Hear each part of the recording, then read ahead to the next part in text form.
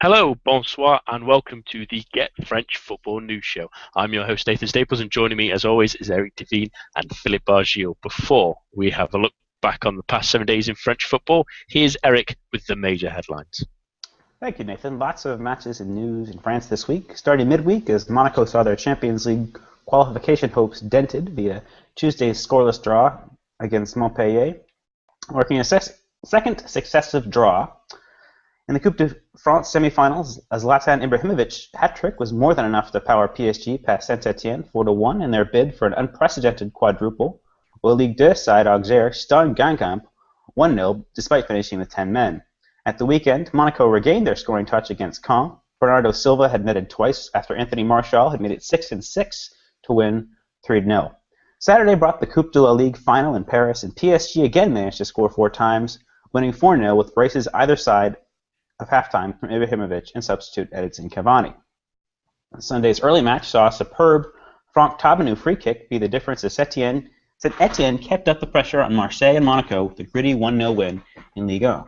In the multiplex, 4 of 5 matches similarly finished with a solitary goal, a scoreless draw between Lens, and relegation threatened Lorient the lone exception as neither could find 3 crucial points.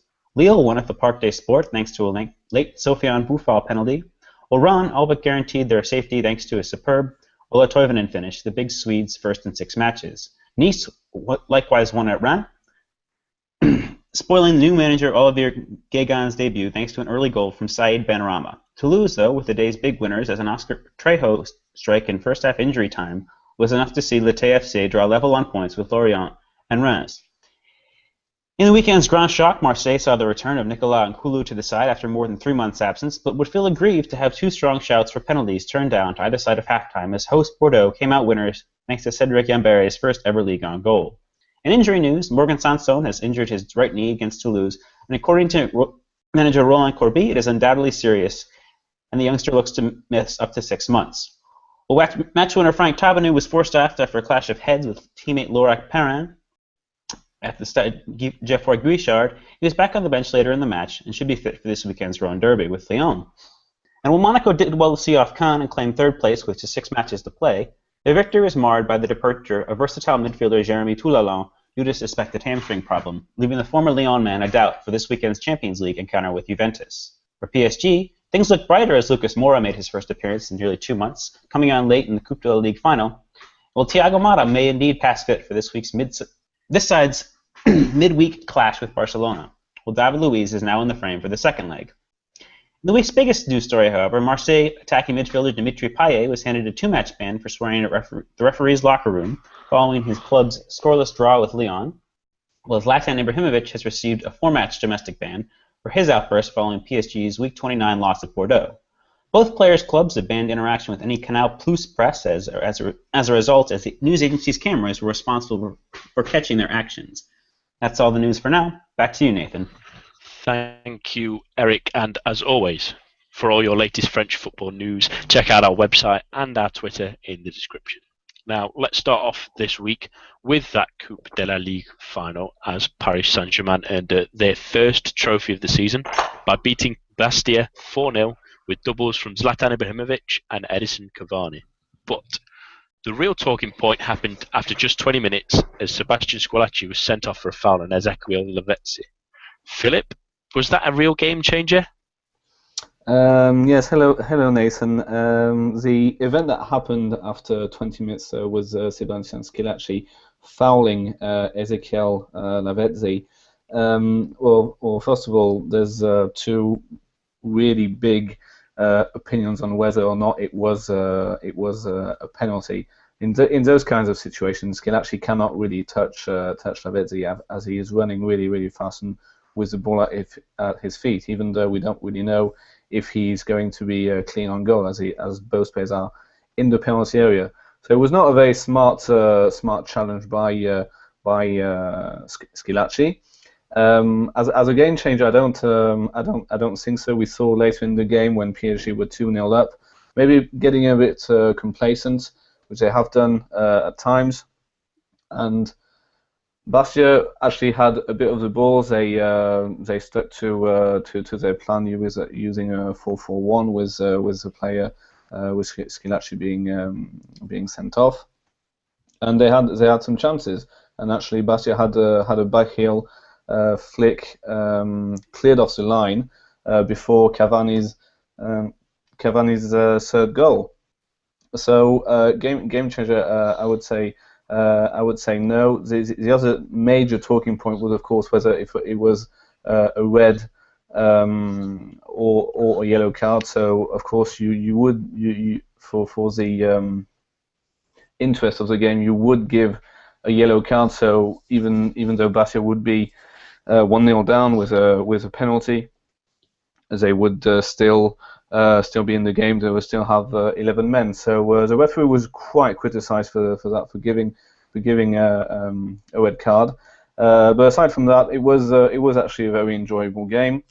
We had Ibrahimovic getting 2 goals. The second one, very very clean strike with Alphonse Areola, who is actually an ex-PSG keeper. He's from the PSG youth system, who could do nothing about that. And then in the second half, which was a bit less action-packed, shall we say, we had Cavani with 2 really well-taken goals. The first was a header, and the second was a really really nice finish a la Thierry Henry. And last but certainly not least, Lucas Moura is back playing for PSG, and that just before playing Barcelona at home on Wednesday. That's a major plus. Well, going back to the game, really, Eric, it was a controversial decision early on in the game, and Lavezzi certainly went down a little easily. Was a penalty the wrong decision? You know, it's tough to say. Lavezzi has a reputation for diving, but the ref has a clear view. Replay seemed to back him up. And even if he does go down a little bit easily, if you're giving the penalty, it can't not be a red card. You look at a replay, maybe there's a chance that Marange, the other central defender, could have caught Lavezzi.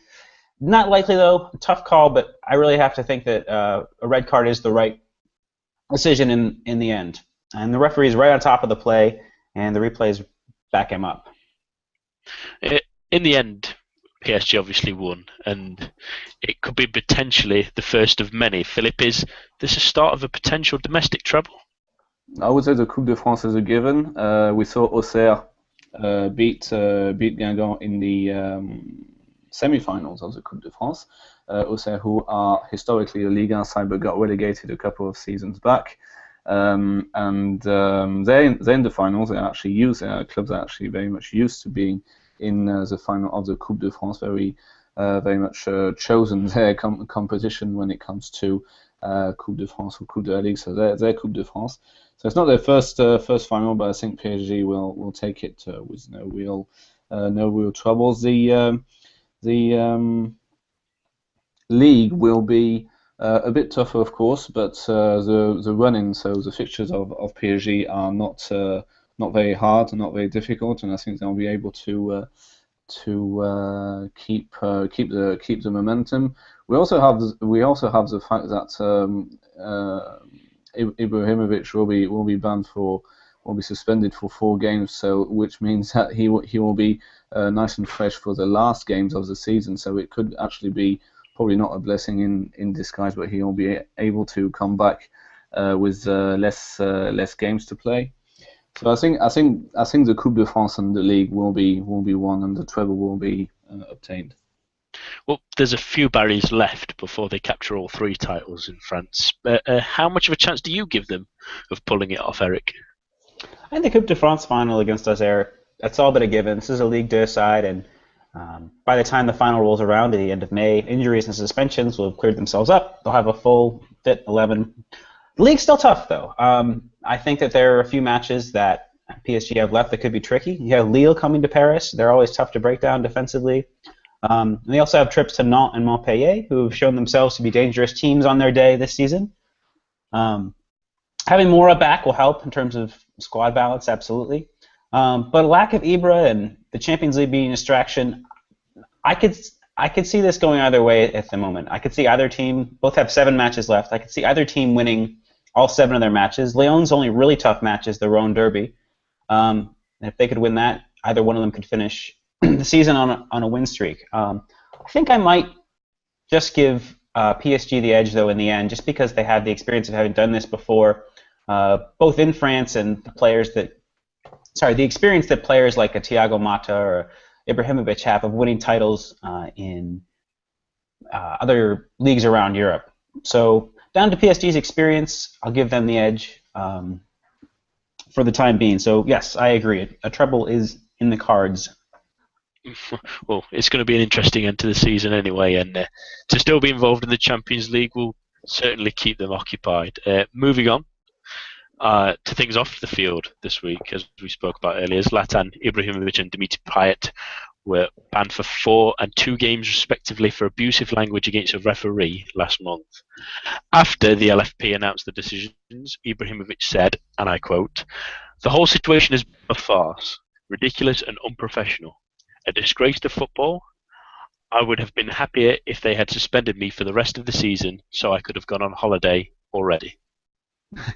It's a lovely line. Eric, were the bans that were handed out a little severe? Yeah, I don't think so. There's no excuse for this behavior. Yes, referees have made a horrendous decision. He has a point. He was right to be upset after that Bordeaux match. His side had played poorly. That had generated frustration. And then later on in the match, you have an illegal back pass to Cedric Carrasso. Doesn't get called. Zlatan is dumbfounded, and nothing happens. So Bordeaux go on to win a few minutes later, and he's rightly upset. But the other side of that coin is players need to be held accountable for their actions.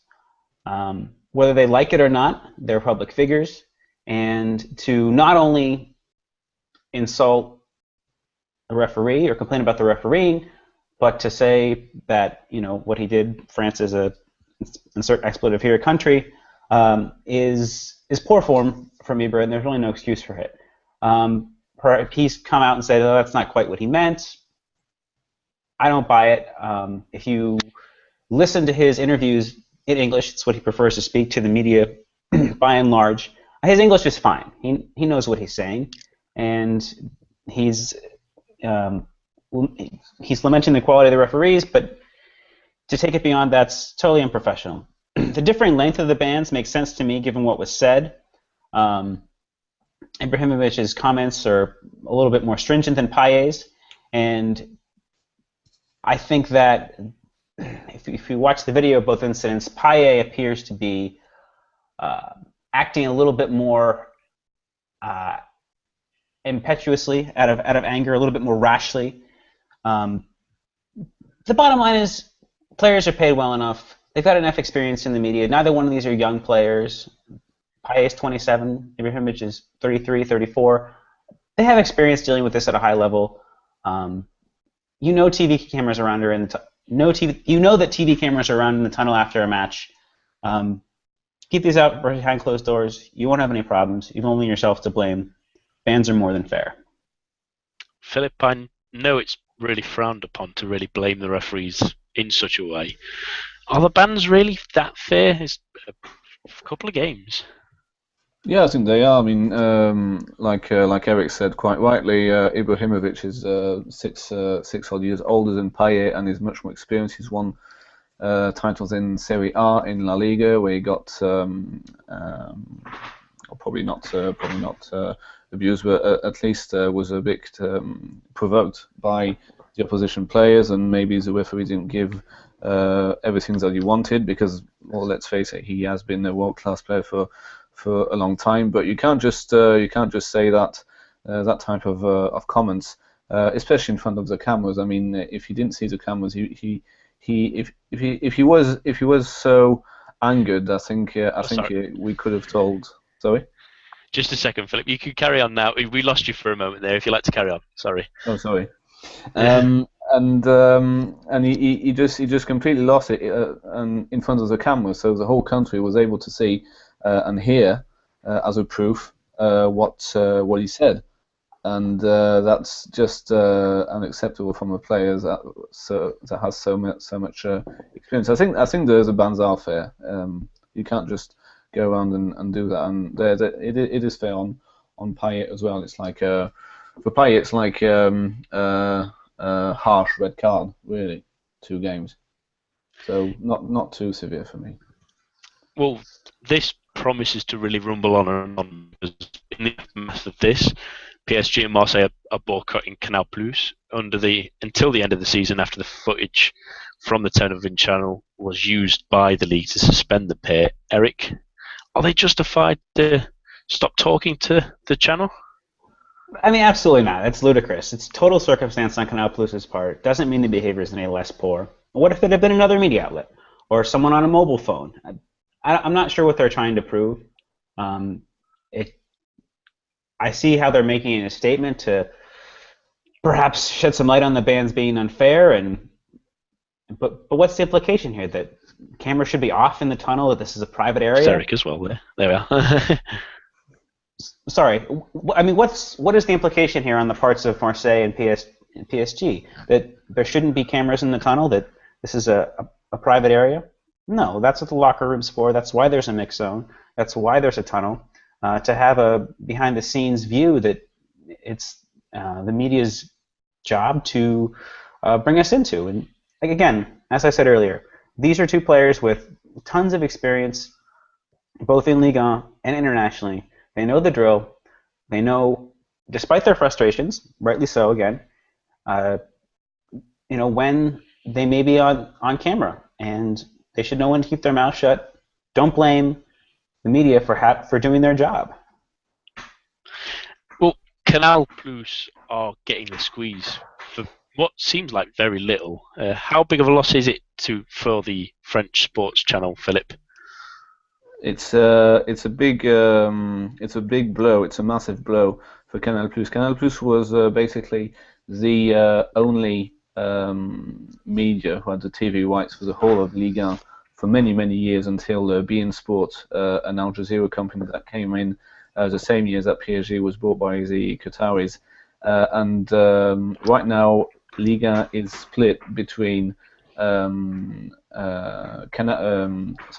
Sport, which has games on Friday evenings, and Canal Plus, who have the other slot. It goes even further than Ligue 1. There's also this battle, this kind of war regarding Champions League football, where, for instance, you'll have Monaco, who will be playing on Tuesday at Juventus on beIN Sport, and then PSG versus Barcelona on Canal Plus. So Canal Plus not having the rights to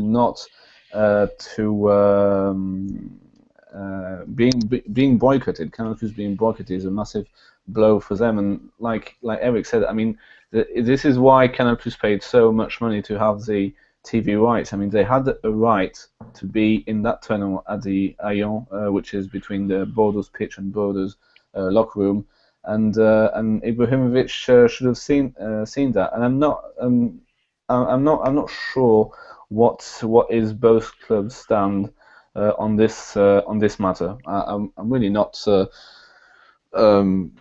sure where this will end. I'm pretty sure it won't end very nicely for all 3 parties, being PSG, Marseille, or Canal Plus. It's an unusual situation, but it was something that will probably roll on until the end of the season from the looks of things. Right, it's time for the Talent Scout section now, where one of our pundits talks about either a French national or someone within French football and why they are catching their eye at this moment in time. Philip, this week, talk to us about Yann Bodiguet. Yes, Yann Bodiguet, who is Toulouse player. It's his first season playing for the first team in the first division. He's only played 4 games. Most of them have been under new manager Dominique Arribagé, who replaced Alain Casanova last month. And Arribagé has basically changed a few things. He's changed the goalkeepers, and he's given youngsters their chance to shine.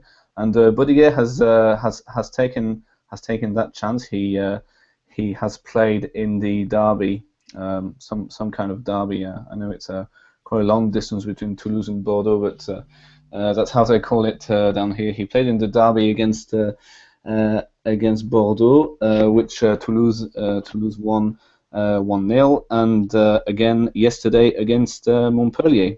So he's proving his manager right for trusting him with that starting berth. And Toulouse home form has definitely improved since he came in. Well, what's really caught your eye so far, Philip? What's impressed you about him at the moment? It's his the ball retention, the distribution. Really, you have two ex-Toulouse players, which Premier League followers will know quite well. Etienne Capoue, who plays for Tottenham, and Moussa Sissoko, who plays for Newcastle. Moussa Sissoko, who's also a French international. He was at the World Cup, and he really looks.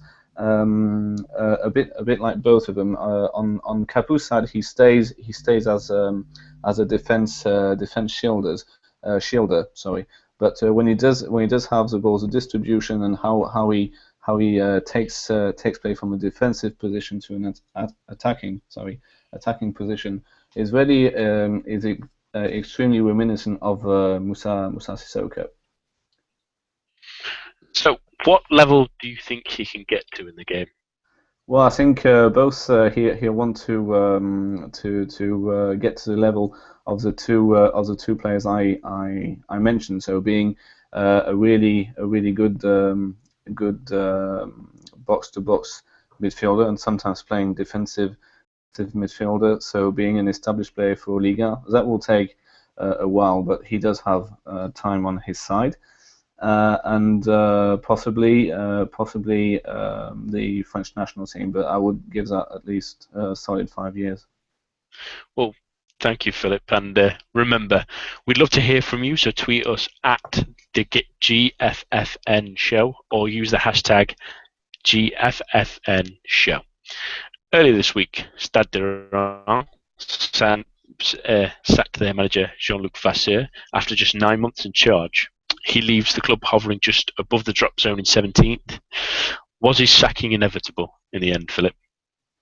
Yes, because he did lose a dressing room. I mean, it's not just that the results weren't going well. There's also the case of the new year with the Africa Cup of Nations, but the results weren't there, and the players were just there was no communication. The body language between the manager on the side of the pitch and the players that were actually playing the game, you didn't feel like there was an understanding between both of them, and the chairman. I think basically the chairman got a bit of a stage fright, because this is a club that has been for almost 33 years in the lower leagues. It is a very big historically speaking, French club with 2 Champions League finals against Real Madrid, but they did face extinction. They had to rebuild everything from scratch, and they don't want to do that. And the chairman probably is really scared of relegation right now. The last thing he wants is Reims to go down. And what is quite funny, so Reims lost their home game yesterday at home to Nice 1-0, which is a very bad defeat. And then you've got their neighbours, Sedan, who actually went bust 2 years ago, and they are now promoted to National, which is the French third tier. So for the region, it's a bit positive with negative. Well, it's been just 1 win in the last 12 for Reims, and it's not ideal form, but he did have a tough act to follow in Hubert Fournier, Eric. Do you think the board should have given him a little bit more time? Yeah, I do. I mean, we're seeing now with how well Fournier has done at Lyon, just how good of a manager he is. And it's apparent that anyone following him would have had a tough go of it. You lost Krychowiak in the summer. But the thing here is we have to look back at Reims' fixtures. They've been going relatively well. They're mid-table into the Cup of African Nations. But you take out Mukanjo, Aniange, Fortes, Mandi, 2 of your 3 leading scorers. Aniange was incredibly important in midfield. Okay, Fortes is maybe a little bit less important, but this still affects squad depth. If you're going to take out 4 four players from your first, maybe not your first 11, but your first 18, it's going to affect your side. And Rams saw that. Vasseur was forced to move away from his preferred 4-2-3-1. He played 3 at the back, he played 5 at the back, he played a variety of different formations, trying to get the right balance with the players that he had left. But nothing really came off. That lone win, by the way, was a 3-1 victory over Nantes, which I think 2 of the 3 goals were from set pieces, horrible defending from Nantes. It was a win in name only. The club failed to back Vasseur up. You know that these 4 players are going to go to the Cup of African Nations. The qualification finished, I believe, in November. There's no winter arrivals, and the club had done very little, even in the summer, to reinforce after the loss for Krychowiak. Yes, Mukanjo and Gog and Borillon came in. They seemed decent acquisitions, but other than that, they had money after the sale of Krychowiak. Didn't want to spend any. Mukanjo and Ngog were all free transfers. The club doesn't have Vasseur's back, and with limited resources at a club that's already not the most well-to-do in the world of French football, they're going to suffer. And the losses that they had in that dire run in January and February shouldn't have come as a surprise. If you take 4 top players away from a mid-table side, you're going to have a team that is or belongs in the bottom 3. Well, they certainly needed to do something, and as the situation isn't quite fully desperate yet, have they got enough to stay away from trouble, Philip? No, I don't think so. I think their fixture running is quite tricky, and they also have Lorient and Toulouse who are picking up points, and Reims just are not. I mean, just one win from basically since Christmas is just not going to be enough for them to stay up. So Reims are my favourites to go down with Lens and Metz. I don't see I see Toulouse being really up for it.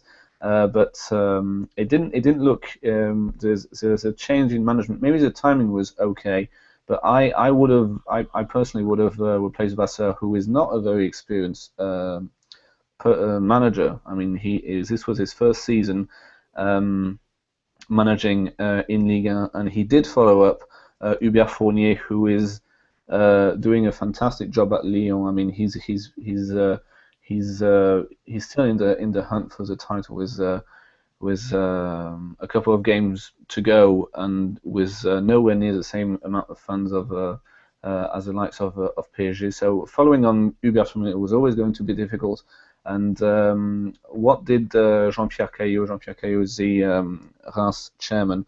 What he did is replace Vasseur by his assistant, who has even less experience than him. So maybe it'll do the trick. But if yesterday is anything to go by, well, so far it doesn't. Well, is there anything more left in the tank at all for Reims, Eric? I don't think so. If we look back at those losses during that poor run in February, they lose to Caen, they lose to Toulouse, they lose to Lorient, they get only a draw against Lens, a scoreless draw. These are the results of, on form, the worst team in the league. And on some levels, that's true. It's a shame, as Philip Brentley mentioned, the club had a great history. But again, without proper investment, even if it's on a small scale, there was money to spend, as I said, after selling Krychowiak. Relegation, it's inevitable. They're only outside the drop right now in goal difference. They still have to play Lyon at home and their away to PSG. The other 4 matches, they might have a chance in, but I just don't. I think this is it for Reims. They'll be back in Ligue 2 next year, unfortunately. Well, let's move on from the slightly somber topic of that and to our special report. And this week, Eric will tell us what's happening at the Principality Club Monaco. Thanks, Nathan. I wanted to take a minute to talk about whether or not Monaco potentially returning to the Champions League next year is a good thing or a bad thing for French football. I feel that despite the sales of James Rodriguez and Falcao in the summer, they have the club recently giving extensions to Subasic, Toulon, Dirar, and Raji that shows a commitment to the future. Dmitry Ryblavlev, the owner, has had some financial woes owing to his divorce and the collapse of the ruble, and We've seen this be a bit of an issue at other clubs. Malaga in Spain is the perfect example. I mean, the investment that they had put in, buying Toulalan and Santi Cazorla and other players, only for things to go wrong there and leave the club a little bit in the lurch. That was a bit of a worry for some observers of French football this summer. We saw it being a bit of a fire sale at Monaco potentially, but they seem to have sort of reoriented their goals and become. Rybolovlev seems to be in it for the long haul now. He's still committed to this club. Again, we've seen over the course of the season, things don't always click in attack, but you've got a lot of young potential there on the part of players like Ferreira Carrasco, Anthony Martial, Bernardo Silva. Looks a good buy from Benfica as well, and that shows continued investment. I believe he was a €15 million acquisition from Benfica. It's not just because of his brace this weekend. He shows that he's got similar skill set to Ferreira Carrasco. The two of them could be really a devastating duo on the wings going forward. And then further back, you've got another great set of young players in Levin Kurzawa, Elderson Elchije, Wallace, Fabinho, Kondogbia, etc. There's really a lot of hope for the future for this team. And with the recent contract extensions, it shows that Rybolovlev has a belief in this and that the club can continue success going forward. He might be forced to sell these players going forward, but he's, again, as the acquisition of Silva showed, he's not shy about reinvesting some of this money. I'm not saying the club will be a sustained success, as we saw in Lyon in the 2000s, but he seems ready to acknowledge, Rybolovlev does, that he can't compete right now with PSG's wealth, and by taking a quote-unquote Moneyball approach, similar to what Lyon did in the 2000s, and buying players and selling them off for higher fees. We look at the likes of Benzema, Essien, and some others that Lyon had sold off in order to reinvest in cheaper players in the youth academy, that this can be a sustainable model for success in Ligue 1. The players that are in the squad at present seem ready to work for Leonardo Jardim. There's a good balance of youth and experience, and beyond that, the success they've had this season in the Champions League, as well as their recent uptick in league form, will only add to their belief in the manager's tactics and ability to lead them forward. And also, if Monaco do hold on to third place and return to the Champions League and make it back to the group stage, the money here will be a plus that they receive from participating in the group stages, and that can only serve to make Rybolovlev want to continue to invest on this team, even if it's on a modest scale, to continue to see those rewards coming in terms of providing money for transfer fees and operating expenses. This, to me, is the kind of sustainable success that Ligue 1 needs in European competition. Marseille have been flying earlier in the season. It would have been great to see that attack in Europe, but now with Gignac and Ayew leaving, Mandanda making similar noises, we could see a repeat of the Marseille of last season's Champions League if they came back, ending the group stage without any points. Monaco, Monaco are likely going to remain defensively solid, especially with Jardim stays around as a manager. He can continue to not only advance the league's he may not be able to advance the league's profile in terms of playing aesthetic attacking football like a Marseille would in the Champions League, but he can continue to be a boon to the coefficient. Playing this kind of defensive, hard-nosed football in the Champions League works, as we saw. They won the group stage, they eliminated a highly fancied Arsenal, and this has been a good thing for the league. If you look back to earlier in the season, before the group stages of European competition, Ligue 1 was in trouble. There was a real chance that, depending on how results went this season, that Russia could pass up France in the country coefficients, which would leave Ligue 1 with only 2 spots in the Champions League. I think that could really spell disaster. The example for this is the Eredivisie. The Eredivisie used to have 3 spots going back 10, 12 years, and the loss of that third spot sent their coefficient tumbling, and there doesn't appear to be a way back up. And I was genuinely worried that France could be the next in line to have that happen to them, especially with the money that's in Russian football. But credit to Rybolovlev and what he's done at Monaco. I think that he's made this project one for the future. Looking forward a little bit to tomorrow. They've been drawn against Juventus in the Champions League, and I think that that's probably the most favorable draw. Their defensive ability gives them a chance against anyone, But Juve have really struggled to break down teams that are defensively sound. We saw that in the group stage against Atletico Madrid. If they can nick an away goal tomorrow and they don't lose by more than one, I might even make them favorites. Pirlo's an injury doubt. Pogba will be out for both legs. And coming off the back of Juve's loss against Parma this weekend, there's every chance that we could see Monaco in the semifinals. Well, that's an interesting jumping point, Eric. Philip, what do you think about Monaco's chances against Juve tomorrow? I think they've got a really good chance. They've always been defensively solid. Most French pundits criticise them actually for being too defensively solid and not being really that adventurous up front. And there's actually a lot of critics going Leonardo Jardim's way. But if you look back, it is his first season. He came quite late in the summer, and there was a lot of unrest, and the divorce of Rybolovlev basically cut his wealth in half, and basically the whole business plan of spending loads of cash like PSG, which is probably not as easy as it sounds due to financial fair play rulings. It really changed the whole plan. So I think Jardim has done a pretty good job. I mean, it was really not a good start to the season for them, but they kept not conceding any goals. They kept scoring a bit. That win at Caen on Friday evening is a very impressive result. It's a win before Champions League tie, which is good. I mean, Juventus from their part have already won the league, but they still lost to Parma, who are bottom of the table and who are going bankrupt. So the game will be tight. I really can't see it ending 3-3 or something like that, because Monaco are defensively extremely sound, and Juventus actually every time I've seen them play have a bit of trouble making chances.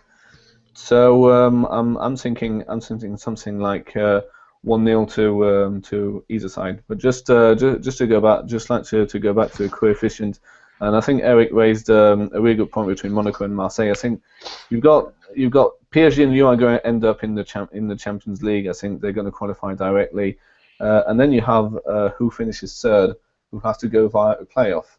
I mean, in France we've already had sides who got knocked out of the Champions League on the playoffs in the playoffs.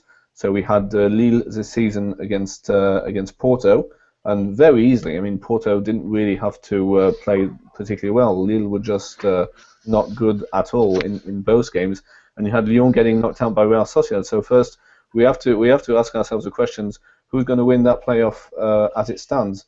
And as it stands, Jardim is building something. He's building something good. Whereas in Marseille, it's a bit of a mess. I mean, it's a good thing that Bielsa is a bit of the authoritarian figure, as he's basically you just tell the players do what he says, and sometimes he doesn't win any games. But with the squad they have, it's really good job of him that Marseille are so high up the table, and you have to ask yourself, are Marseille, first of all, going to be with Bielsa next season? We're really not sure. He was in a really big row with Vincent Labrune, who is Marseille chairman, where Jardim, we're almost 100% sure he'll still be there, and the club will be stable. So yeah, it is interesting. Yeah, and it's going to be a good game tomorrow. Thank you, Eric, for that report. And for those listening, you can look forward to a good preview tomorrow morning, written by someone who I believe is a very talented young writer, if I do say so myself. Let's move on to the next game in the Champions League this week for French teams. PSG take on Barcelona at home. There's a few injuries to the PSG squad, but Philip, do they have enough to beat the Catalan Giants? I think they do. I think they do have. They have enough. So going back on the injuries that were sustained actually against Marseille, you had David Luiz is definitely out for Wednesday evening. Thiago Motta could be playing, and both his players had injuries against Marseille at Marseille. And then you have the suspension. You have Verratti, who received one too many bookings. It happens to him sometimes. And Ibrahimovic, who I cannot understand why he didn't get his red card transformed into a yellow, but that's UEFA's decision. So no Verratti, no Ibrahimovic. For Barcelona, they don't have Vermaelen, who is still unfit to play, and they don't have Dani Alves. So four notable absentees for PSG, and two just Dani Alves out because Vermaelen hasn't really featured that much this season. I don't see this being much different from the PSG versus Barcelona that we saw in September, where there weren't many chances, and most of PSG's goal was scored on set pieces. I mean, even Verratti scored, and he's really not that tall. But Barcelona, Suarez is now starting to find his feet. This front three is still very, very scary, but I think midfield and defense and goalkeeper, PSG have the upper hand. I mean, I've been really impressed with Marquinhos paired with Thiago Silva at the back. The midfield trio will still have to decide who plays. I think it will be Cabaye. Well, it depends. It will definitely be Cabaye and Matuidi, and we don't know if Motta is fit. But if he isn't fit, it will probably be young Adrien Rabiot, which is a massive game for such a young player. So I think I think it'll be tight, and a win is possible. Well, you mentioned there, Philip, they'll be confident after winning against Barcelona early in the competition. Eric, do you think things will be different this time around? I don't think so. PSG have shown that they have character within themselves after the 2-2 draw at Chelsea, but in that match, despite being a man up, Chelsea never pressed the issue. It's hard to believe that the Barca would be as lackadaisical as Chelsea were on that night. Beyond that, it's not only that it's a thin squad due to injuries, but it's who is missing. For me, Verratti is the most important. It's the work rate that he and Matuidi have that keep that side ticking over and keep them solid defensively and as well as going forward. You've had good seasons from Pastore, and Mora could be back as well, but it's the work rate of those two midfielders that have held things together. And without Verratti's engine, whether it's Cabaye or Rabiot that step into that spot, PSG are not going to have the same drive and energy that they need for things to come off. The front line looks like it'll be Lavezzi, Pastore, and Cavani, and perhaps a midfield, depending on Motta's absence, of Rabiot, Cabaye, and Matuidi. That's not enough. My other concern is the bench. If this team needs a goal, who can Laurent Blanc call on? I mean, he has the youngster Jean-Christophe Babek, but he hasn't shown that he can get it done on the big stage yet. Not saying he's not one for the future, but that's a very, very thin bench. And that has me worried as well. I mean, Rabiot has played well in flashes, but if we leave him at the base of the three, I don't think that he's A, the type that's going to make a potential positive impact on the match and attack, and B, I mean, are we going to trust a 20-year-old to be able to shackle Leo Messi and Rakitic and Iniesta and whoever else Barcelona have in that midfield area? I think that despite the potential for success via set pieces, that Barca still have to be the overwhelming favorites in this tie, just down to the number of misses due to injury and suspension that PSG have in this first leg. I would say probably 2-0 or 3-0 to Barca in the first leg. Well, it's a really big game, and it's a real test of Paris Saint-Germain's European credentials. How crucial is it then for them to have the lead before heading to the Camp Nou, Philip? It's not that important. I mean, we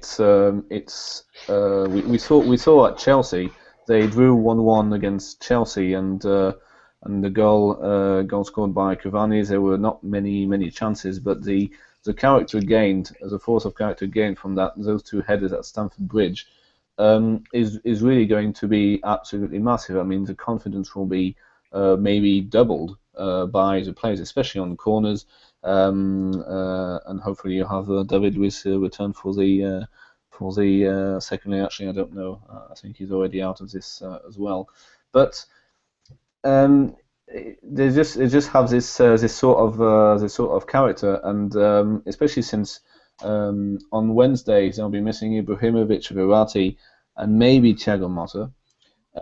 If those three play the next week, it's going to be a much more competitive Paris Saint-Germain, and also you've got Lucas, who may or may not start on Wednesday, but next week, so a week on Tuesday, he'll have a bit more game time. He'll play a bit against Barcelona, I think. I don't know if he'll start.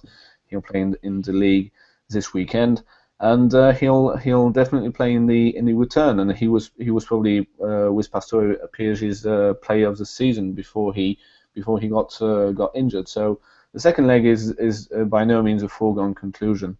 I think I would think that they would still feel confident after a draw at the Parc des Princes. This could be a real watershed moment for Paris Saint-Germain. Would a win make them favourites for the Champions League, Eric? I would still make Real Madrid favourites, especially with James and Modric coming back for Los Blancos, but you've got Bayern as well. But if PSG were to advance, I think they'd have every chance. The interval before the semis would allow her a return to full fitness throughout the squad, match fitness as well on the parts of Mora and Thiago Motta.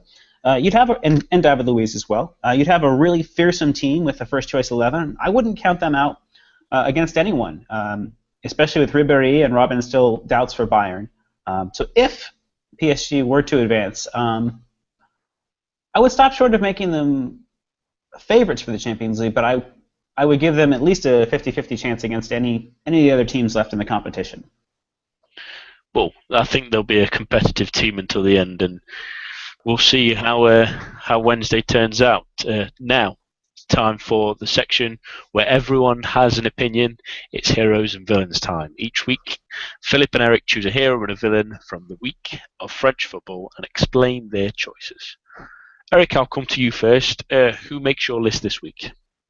I think you have to go with Ibrahimovic for a hero. He's showing again how he can motivate himself via criticism and via controversy. People had said earlier in the season, he's starting to look washed up. He's a little bit older. He's got a lot of miles. But he's been an unbelievable run of form for club and for country. We probably expected the results in terms of PSG defeating Saint-Etienne and Bastia in these two cup matches in the week. But there are caveats to both games. I mean, going into both match, Saint-Etienne, since they switched to this 4-3-3 with Landry Nguemo in midfield, have been really defensively sound. They have one of the strongest defensive records in the league, and there was every reason to think that they could give PSG a tough time by being solid defensively, but it was a walk in the park for the champions. 4 goals, 3 from Ibrahimovic, top class. And similarly, in the Coupe de la Ligue final, Bastia had put 4 past PSG, and there were a few questions surrounding that match, especially with the absences due to injury that PSG were suffering. But again, Ibrahimovic proved why he's the headliner there. He took the team on his shoulders and led them to another win, comprehensively top to bottom. He's still, for me, one of the best players in the world. Again, probably not quite on the Messi Ronaldo level, but just below. He's the hero deservedly. This is the type of marquee player that really has given his team aspirations of, as we mentioned earlier, that quadruple, and if not at least the treble. For a villain, I think a lot of people might be tempted to say Bartolomeu Varela, who was the referee in Bordeaux versus Marseille via penalties, but I think rather than picking out a specific individual, I'd just like to point to Marseille's general attitude. There was no leadership on the pitch, a general failure to see positives. They hadn't scored, and they haven't been granted the penalties, but they were playing well. I mean, Alessandrini had come in for Ayew with Thauvin switched to the left wing, and he'd been excellent. He struck the woodwork twice. He had a potential for a huge emotional lift via the return of Nicolas Nkulu, who had been out for 3 months. But after the goal from Bordeaux, all the life was sucked out of Marseille. There was no fight back. It was really disappointing. Earlier in the season, you looked at this team and you thought, wow, how great would it be to have a team with this kind of flair and ability in the Champions League, representing Ligue 1. But after the performance on Sunday, the team's attitude is just really disappointingly lacking. And unless they can turn it around, this would have to be considered a lost season for Marseille if they can't make the Champions League. In that game yesterday, it was 1-0, half an hour to play. You're having the better of the chances. You look much more solidly defensively, especially after the introduction of N'Koulou for Mendy. Why fall apart with half an hour to go? If Marseille can't reach inside themselves, they're going to be very disappointed coming into the season. It's an interesting choice, and I'm sure Marseille fans thoroughly enjoyed you discussing that again, Eric. Philip, who's been good and who's been bad for you this week?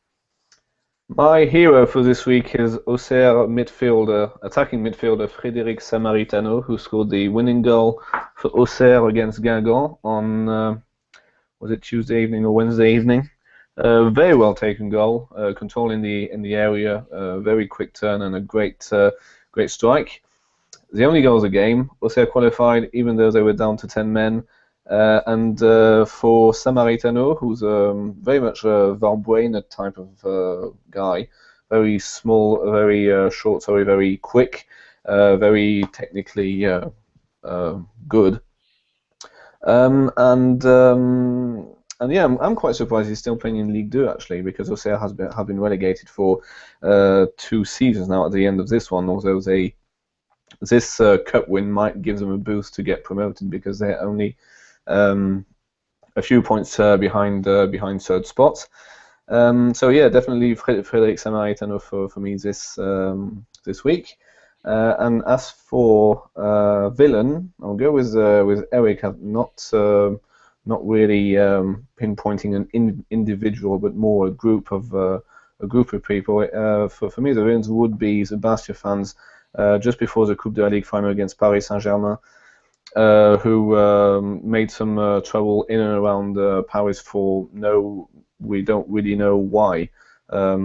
Maybe it was for to cause trouble out of thin air. But since then, I haven't really seen anything on the internet or anything to justify that type of behavior. I mean, it's not like both clubs hate each other or something. So that would be definitely the villain causing havoc for no real reason, really. Yeah, and it's a shame to hear that, but I do want to say hats off to Auxerre, the Ligue 2 side reaching the final. It's a credit to them, and it'd be nice to see them try and pull off an upset, but we're going to move on. Sorry, carry on. It's also some kind of a derby because Auxerre is not too far from Paris. So there might be a bit of Auxerre fans making the trip. It'd be a great occasion for all of them again. It's good to see them doing a little bit better again. So we'll move on to our final talking point of the evening. Our focus shifts now to the bottom of Ligue 1 table. There's just 6 points that separate 10th place Nantes and 18th place Toulouse, and with just 4 games to go, for many of them, it's getting nervous at the bottom half. Philip, who do you think's going down? Reims. Sorry for the Reims fans who are listening to us, and for this historic club who managed 2 Champions League season in the 1940s against Real Madrid. And I still don't think it was the right decision to sack Vasseur and replace him by his assistant, who's less experienced than him.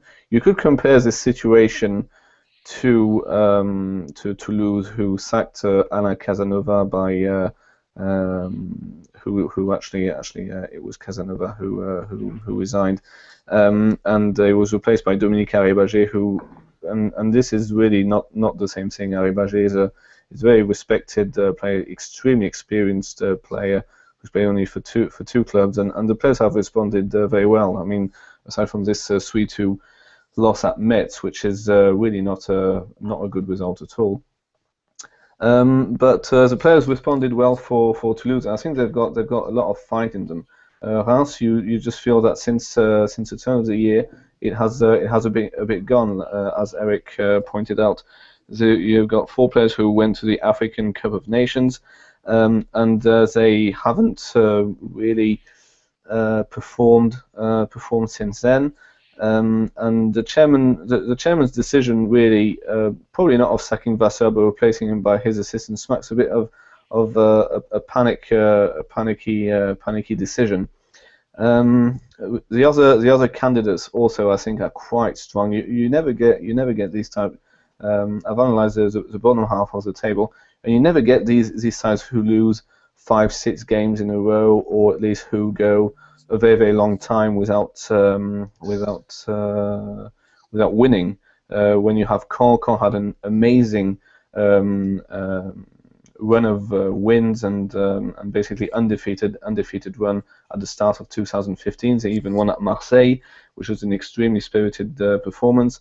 Guingamp have performed superbly, especially when you consider that they've been playing in the Europa League until very, very recently. And you have it's so tight and it's so high.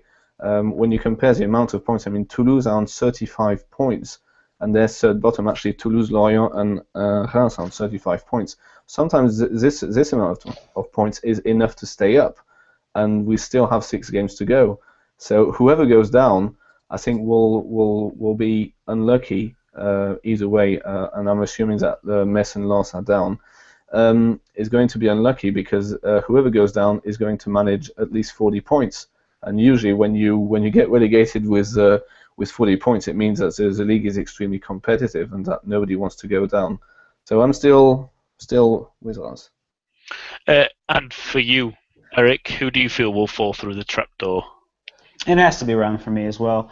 Yeah, I mentioned earlier, this team is not on the same page. There's little cohesion, and there's those 2 particularly tough fixtures against Lyon and PSG.